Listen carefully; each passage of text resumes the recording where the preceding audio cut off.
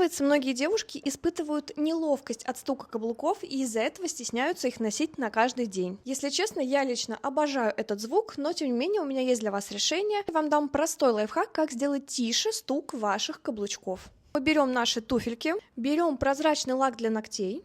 Лучше брать гель-защиту, он более стойкий. И красим лаком наш каблучок. Слой лака создаст дополнительную амортизацию и будет поглощать вот этот стук, за счет чего вы будете идти намного тише. Но в целом мне хочется пожелать вам не стесняться быть громкими. А артикул на эти необычные стильные босоножки из видео я оставила в описании.